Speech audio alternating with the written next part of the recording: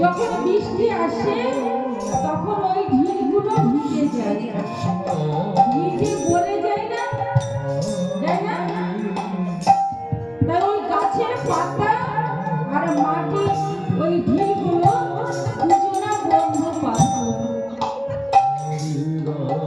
কি বললো জানো? বললো পাতা যখন বৃষ্টি আসবে তখন তুমি আমার গাল করে চেপে বসবে,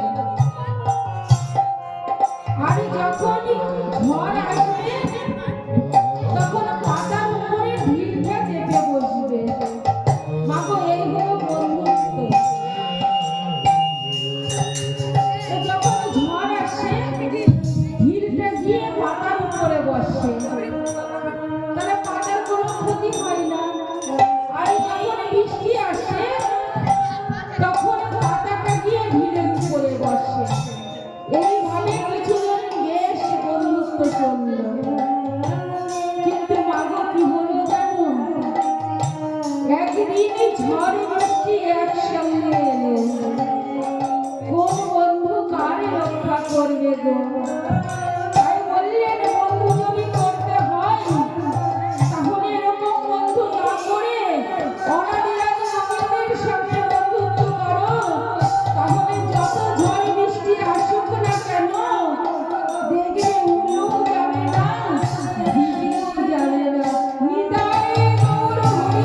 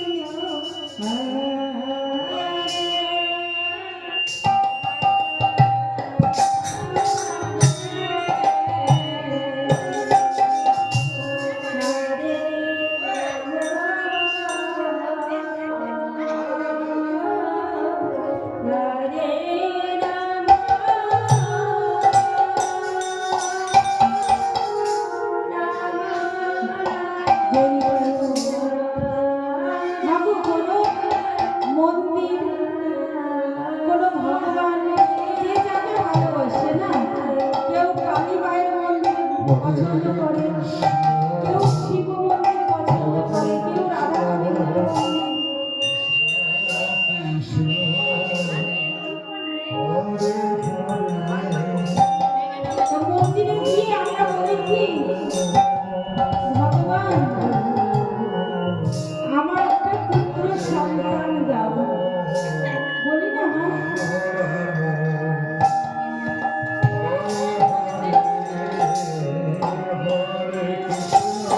কিন্তু আজ আমি বলছি মাগো, যদি ভগবানের কাছে পুত্র সন্তান চাও তাহলে বলতে হবে মাগো কি প্রভু গো, আমার যদি পুত্রকে সন্তান দাও তাহলে যেন কৃষ্ণ পদে গতি হয়, কৃষ্ণ ভক্ত হয়।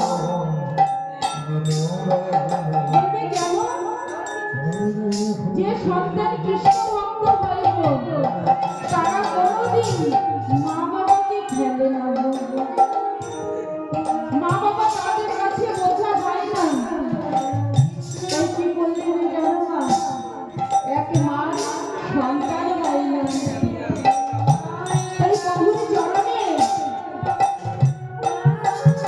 যেতে যেতে বললেন প্রভু গো, আমার একটা সন্তান দাও। একটা পুত্র সন্তান দিলেন। কিন্তু কি হয়ে গেল না? পুত্র সন্তান হবার পরে দেখতে সন্তানের নয়নকে দেখতে পাচ্ছে না। বললেন প্রভু তো আমার কথা রেখেছে, পুত্র সন্তান দিয়েছে, কিন্তু পুত্র সন্তানের নয়ন নেই। তাতে কি হয়েছে? আমি তো মা, আমার নয়ন পুত্র সন্তানের দেব। মাগো, সেই মা কি করলেন জানো?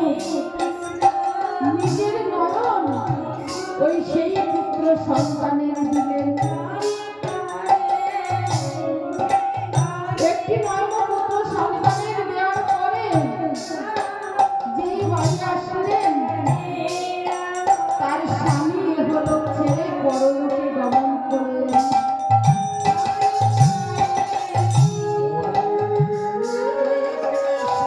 মা তখন কি করলেন জানো? পরের বাড়ি গিয়ে রন্ধন করে করে অর্থ নিয়ে এসে সেই ছেলেকে আস্তে আস্তে বড় করলেন। এত শিক্ষিত করলেন, সেই সন্তান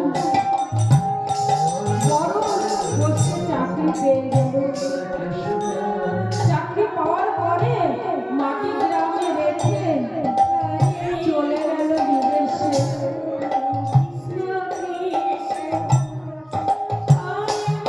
বিদেশে গিয়ে মাকে সপ্তাহে সপ্তাহে চিঠি লেখে, মা তুমি কেমন আছো? তখনকার দিনে তো ফোন ছিল না গো মা, চিঠি লিখতে হতো। মা তো পড়াশোনা জানে না, যে সেই চিঠিতে বলবে বাবা খোকা একবার বাড়ি আয়, কতদিন তোকে দেখি না। তারপরে মাস চলে যায়, এক মাস পরে একটা চিঠি আসে, বলে কি মাগো আমি এখানে বিবাহ করেছি। বলছে আহা, আমি দেখতে পেলাম না। আবার এক মাস এক বছর পরে আবার চিঠি আসে, বললেন মাগো তোমার একটা নাতি হয়েছে। মা বসে বসে কাঁদছে গো। কত কষ্ট করে সন্তান মানুষ করলাম,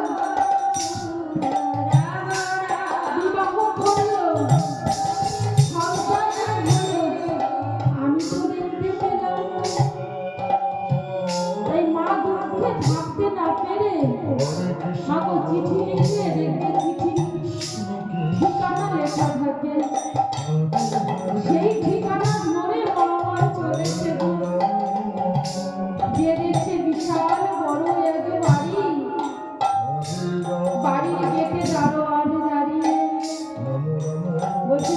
রে বলছে তোমাদের বাবু আমার খোকা গো আমায় একটু ঢুকতে দাও মা আমারে ঢুকেছে ঢুকে দেখছে ছোট্ট একটা নাতি খেলা করছে তাড়াতাড়ি মুখে জড়িয়ে ধরেছে যেইটা মুখে জড়িয়ে ধরেছে মাগো বৌমা ছুটে এসে বলছে কে আপনি কোথা থেকে এসেছেন আমার সন্তানকে কোলে নিলেন কোলে থেকে নামান বলছে মাগো আমি তোমার শাশুড়ি মা ছেলে ঘর থেকে বেরিয়ে এসেছে কি বলছে বলছে দেখো কোথা থেকে এক ভিখারি এসেছে বলছে তোমার বলে মা তোমার মা এনে বলছে না তো আমি ওনাকে চিনি না তো কে আপনি দারোয়ানকে ডেকে বললেন বের করে দাও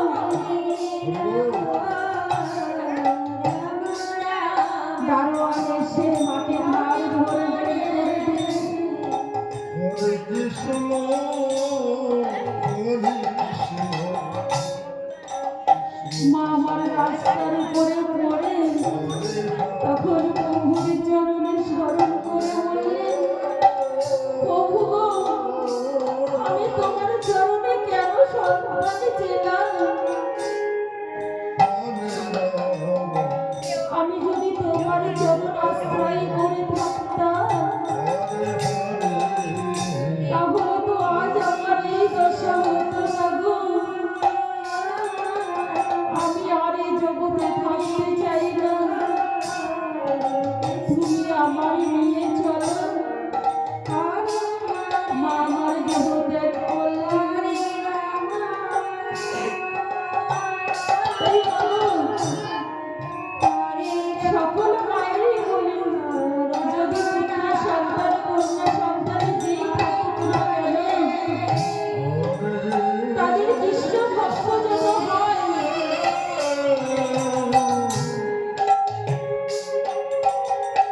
তাহলে দেখবে বাবু কোনো মায়ের এই দশা হবে না নিতাই গৌর হরি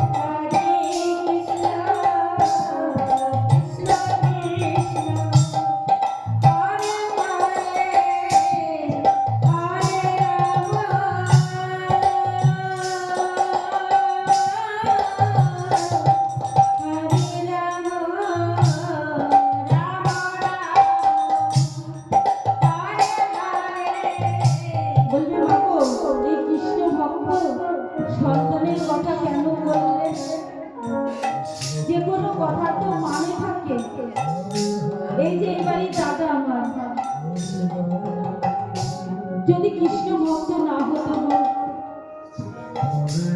এত সুন্দর মধুময় বৃন্দাবন তৈরি করতে পারত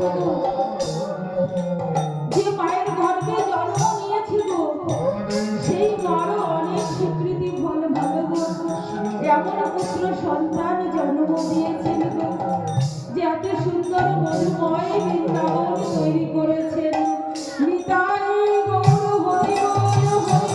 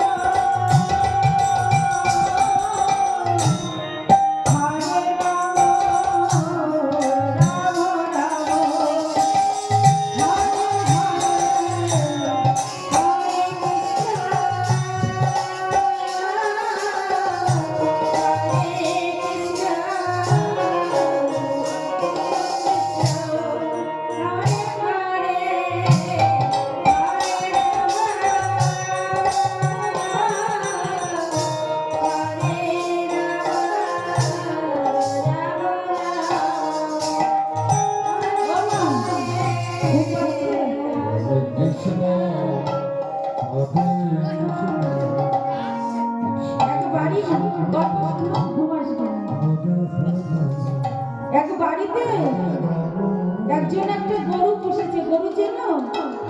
চেনো গরু? গরু পুষেছে। সেই গরু কি করেছে জানো? সকালে ছেড়ে দেয়, সারাদিন ধরে ঘাস টাস সেবা করে আবার সন্ধ্যাবেলা ঘরে ফিরে আসে। আজও প্রভাতকালে ছেড়ে দিয়েছে। গরু যাচ্ছে, যেতে যেতে দেখছে দূরে বড় বড় ঘাস। গরুর লোম হলো। এত সুন্দর ঘাস, আজ আমার ভালোই হবে। সুন্দর বড় বড় ঘাস আমি সেবা করব। বলে না লোভে পাপ পাপে মৃত্যু। ছুটে গিয়ে গরুটা লাফ দিল। যে লাফ দিয়েছিল ওই ঘাসের আগে একটা পাক ছিল। সেই পাকের মধ্যে গরুটা পড়ে গেল। ওর যত উঠতে চেষ্টা করছে তত আস্তে আস্তে পাকের মধ্যে চলে যাচ্ছে। পাকের মধ্যে গরুটা বসে আছে। দূর থেকে একটা বাঘ দেখেছে ওইখানে একটা গরু। বাঘ বলছে, বাঘ আজ তো আমার ভালোই হবে। বলে আজ তো গরুটা আমি আজ সেবা করবো। বাঘটা কি করেছে, এক লাফ দিল। লাফ দিয়ে বাঘটা এসে ওই পাকেই পড়েছে। কিন্তু এমন পাকে পড়েছে দুজনার ধরতে পারছে না। তো গরুটা মনে করলো আমি তো মরেই যাব, তা যাওয়ার আগে মনের বাসনা একটু পূরণ করি। এই গলাটা বাড়িয়ে গিয়ে একটু একটু করে ঘাস কামড়াচ্ছে। পুরো তো সেবা করতে পারবে না। তখন বাঘটা কি বলছে জানো, ও গরু, তুমি তো তোমার একটু আশাও পূরণ করেছো, আমার একটু আশা পূরণ করো। বলছি কি? বলছে আমার আশা হয়েছিল তোমাকে সেবা করবো, তা পারছি না। তুমি মাথাটা একটু আগিয়ে যাও, আমি সেবা করি আর না করি একটু কামড়িয়ে মরার আগে আশাটা পূরণ করি। গরু আমার মৃদু মৃদু হাসছে। বাঘ রেগে গেছে। বলছে তুমি হাসছো কেন? আমার থেকে তোমার গায়ে শক্তি বেশি? তুমি কি এই পাক থেকে উঠে যাবে? আমরা তো দুজনেই মরবো। গরু বলছে না গো, তোমার থেকে আমার শক্তি বেশি নয়, কিন্তু তবু আমি এই পাক থেকে উঠে যাব, তুমি উঠতে পারবে না। বাঘ আরো রেগে যাচ্ছে। বলছে কি বলো? বলছে হ্যাঁ, দেখবে সন্ধ্যাবেলা যখন আমি ঘরে যাব না, আমার মালিক আমার খোঁজ করতে আসবে। এসে যেভাবেই হোক ওই পাক থেকে আমাকে তুলে নিয়ে যাবে। ঠিক সন্ধ্যাবেলা মালিক হাতে লাঠি নিয়ে ধবলি ধবলি বলতে বলতে আসছে। আরে ধবলি হাম্বা বলে সারা দিচ্ছে। এসে দেখছে কি বাঘ আর গরু পাশাপাশি। মালিক ভাবছেন ওই বাঘের জন্য আজ আমার গরু পাশে পড়েছে। তাই ওই লাঠিটা দিয়ে বাঘকে মেরে গরুটা তুলে নিয়ে যাচ্ছে।